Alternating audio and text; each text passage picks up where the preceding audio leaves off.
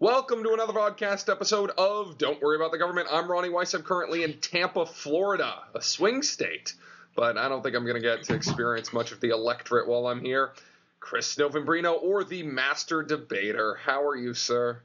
Good. I'm excited to hear about your coverage from the Democratic National Convention, or the Republican National Convention.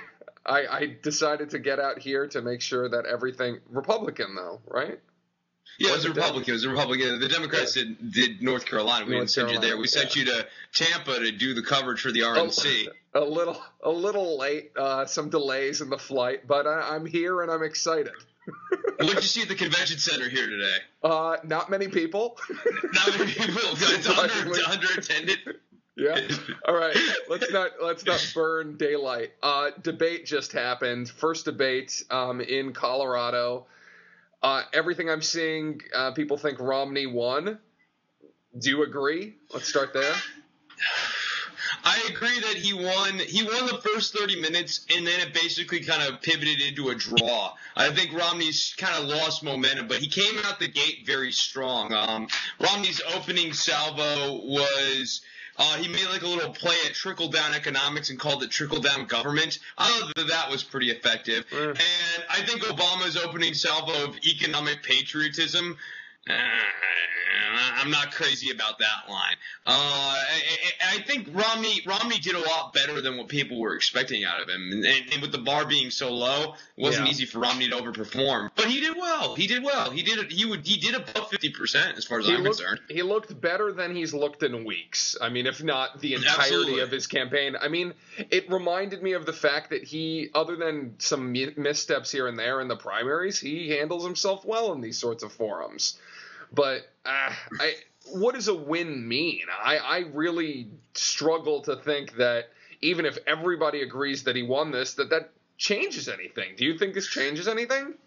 That becomes the question. How does this cash out? And I don't know that there is any real clear cashing out. I think that, Mitt conducted himself admirably in this debate. What are the ratings in this debate going to be? I can't imagine the ratings are going to be great. I also would use the word honorably. I think that he disagreed without being disagreeable. And he was funny, too. That opening, like his opening little zinger. Yeah, a couple of times. It was that line about you're spending your anniversary with me. I thought that was hilarious. But it's the most romantic thing. Yeah, I think that was literally the only time I've ever laughed out loud at something Romney said. I laughed and was putting in my hand. I was like, that was good. Yeah, it did seem genuine. I thought that was all really solid, and so that helped Romney kind of win that opening block. But then the debate slowed down, and we know why the debate slowed down and why everybody it turned into Lehrer. It's hard not to. I dropped a pod, Lehrer. Yeah, the reason why the debate ends up pivoting and hovering over this stuff, and I guess the most egregious thing with it is that Jim should have learned the first time someone said, oh, this is really important, I need to finish it, and it was just a circle back around, he should have been like, yeah, you know what, we need to move on. We need to be going to a different section. Because Obama did that They made a big point at the beginning that formatting was going to be such that it was loose and that they could do it however. But he didn't do anything. I heard a complaint from the black woman journalist who did the 92 debate. I don't remember her name. No, someone else. But she made a point of how, well, look how much like Lehrer and Schieffer will get to actually ask questions, whereas in town hall structures they don't. The questions he asked were not interesting. They were not anything surprising, and he didn't guide it in such a way that I really was like, oh, I really feel like we need a minority voice, because I don't know. I mean, I guess he could have done different things, but these were very broad, sweeping questions that needed to be asked, especially because Romney hasn't addressed them. Yeah, I mean, it's just the issue to me that stuck out is he has two questions in 39 minutes. The first 40 minutes had two questions, and Jim Lehrer let him pivot on it forever. Yeah. And they didn't even pivot. I mean, I guess I don't mind people going long or going over or whatever if they're going someplace interesting. That's not what Obama and Romney were doing. They were just circling back around and re-hitting the talking points and going, no, I don't think I've made myself clear. It's like, but like, you're not presenting any new information. There's no need for a redirect. So what I got from Romney was basically doubling down on conservatism. It was, open up the pipeline, gas and coal and government out of your pockets and out of your states.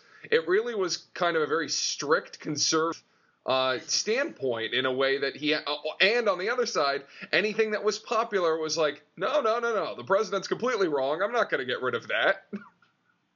The most weird thing that Romney did during this whole debate was like, I'm really upset that the president didn't stick with Simpson Bowls, but I would never do Simpson Bowls. What the fuck is that then? And the whole thing with Romney Care. I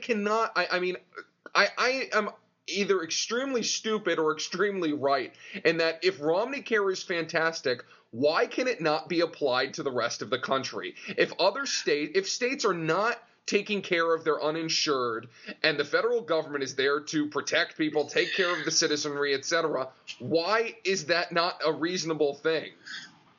Well, I guess what I would say is that the states are very different in their nature, but surely the Romney Care model can be extended to more states, that you could basically do a modified version of Romney Care for at least 15 to 20 states, for sure. There's no reason you can't. You might need a different type of model for more western states, more northern states. As we get across the country, the shapes and the demographics of the states change dramatically, so you need to probably have different plans in place for those. But it's the fact that Romney could never figure out what his relationship with Romney Care is.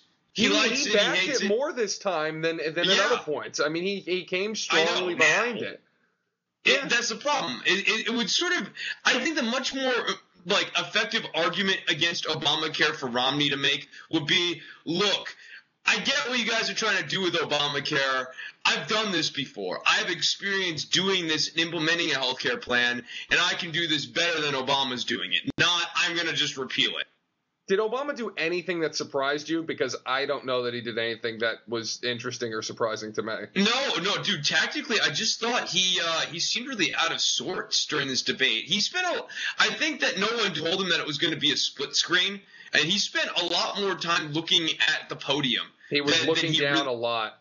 A lot. And that was – and it was weird because he was looking down, and then every so often he would turn and look directly into the camera at you to address you. And then he'd go back to, being scattered and sort of – the other thing he did is he did a lot of – and he would do those big smiles and those big shit-eating grins. And I go, well, okay, he shouldn't do that, but maybe this will pay off with something. And then it never paid off to anything. He'd have a shit-eating grin, and he wouldn't score a point. So let's do that as the last thing. Should Obama have brought up 47% and stuff like that? A lot of people have criticized him for that. I think he has to. I think he has to now, but I think it's almost natural to bring it up inside of a domestic policy debate where you're talking about tax policy for an hour and a half. Yes, the 47% of people who don't pay income tax might be a thing if you're running as the Democratic candidate for president you'd want to mention inside of a tax policy debate. But on the other side, if you're not trying to go for sound bites, if you're not trying to do singers, if you're not trying to do line of the day, I mean, it comes off as more genuine if you're just doing a policy debate. So I think in some ways it – But that's not what these debates are. That's not what these debates are. I don't know what these debates are. I like – having watched it, I really question what the value of this was. I'm right there with you. I think my biggest problem is that the debate commission is a 501c3 dark money group, just like the worst super PACs. They get to set the rules. If you don't like the rules, tough nuggets. But we don't get to know who funds the commission for presidential debates. And as such, the format's going to always be lacking.